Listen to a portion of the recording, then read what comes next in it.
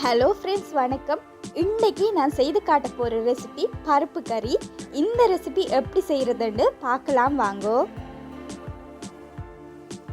1/2 cup பருப்பு எடுத்திருக்கேன். இது 100 கிராம் பருப்பு. இந்த பருப்பை நல்லா அலசி கழுவி எடுத்து வச்சுருக்கேன். பெரிய வெங்காயத்தில் இந்தளவு துண்டு எடுத்து இதை போல் பெருசு பெருசாக கட் பண்ணி எடுத்து வச்சுருக்கேன். 2 உள்ளிப்பல் எடுத்து கட் பண்ணி வச்சுருக்கேன். 2 பச்சை மிளகாயை கீறி எடுத்து வச்சுருக்கேன். எல்லாத்தையும் இந்த கழுவி வச்சுருக்க பருப்பில் போட்டுக்கொள்கிறேன். அடுத்ததாக கொஞ்சமாக கருவேப்பிலை சேர்த்துக்கொள்கிறேன். சின்ன துண்டு பட்டை, 1/2 டீஸ்பூன் வெந்தயம், 1/2 டீஸ்பூன் மஞ்சள் தூள், 1/2 டீஸ்பூன் கொத்தமல்லி பவுடர், 1/2 டீஸ்பூன் சில்லி ஃப்ளேக்ஸ். எல்லாத்தையும் உங்களோட கையால் நல்லா கலந்து விட்டுக்கொள்ளுங்கோ. வெங்காயத்தை நல்லா கசக்கி கலந்து கொள்ளுங்கோ. அப்போ தான் பருப்போடு சேர்ந்து நல்ல ஃப்ளேவர் கொடுக்கும்.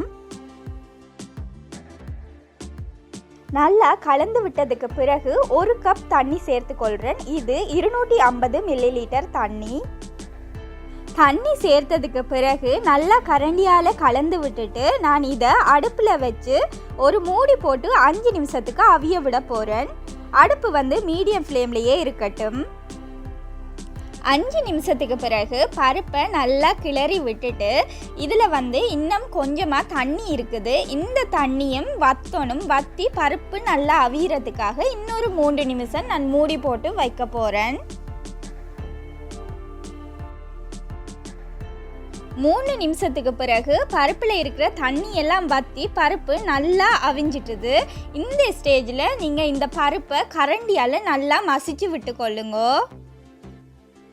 பருப்பை நல்லா மசிச்சு விட்டதுக்கு பிறகு நான் இந்த கப்பில் 1 கப் தேங்காய் பால் சேர்த்துக்கொள்கிறேன். இது 250 மில்லிலிட்டர் தேங்காய் பால். தேங்காய் பால் உங்களோட அளவுக்கு ஏற்றளவு நீங்கள் சேர்த்துக்கொள்ளலாம். உங்களுக்கு கறி எவ்வளவு வேணுமோ அவ்வளோத்துக்கு நீங்கள் தேங்காய் பால் சேர்த்துக்கொள்ளுங்க.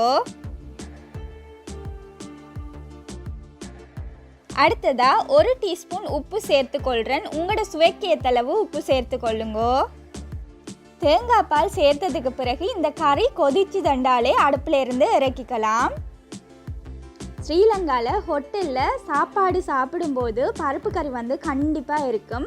ஆனால் அந்த பருப்பு கறி சாப்பிடும்போது வேறு ஃப்ளேவரில் டேஸ்ட்டில் சூப்பராக இருக்கும். வீட்டில் வேறு ஃப்ளேவராக இருக்கும். நாங்கள் எவ்வளோ ட்ரை பண்ணினாலும் அந்த ஹோட்டல் டேஸ்ட் கிடைக்காது. நீங்கள் எப்படி செய்து பாருங்கள். கண்டிப்பாக நீங்கள் ஸ்ரீலங்காவில் ஹோட்டலில் சாப்பிட்டா அதே ஃப்ளேவர் அதே டேஸ்ட்டோடு இருக்கும். இப்போ பார்த்தீங்கன்னா பருப்பு நல்லா கொதிச்சிட்டுது. அடுப்பில் இருந்து இறக்கிட்டு பருப்புக்கு தேவையான தாளிப்பு ரெடி பண்ணிக்கலாம்.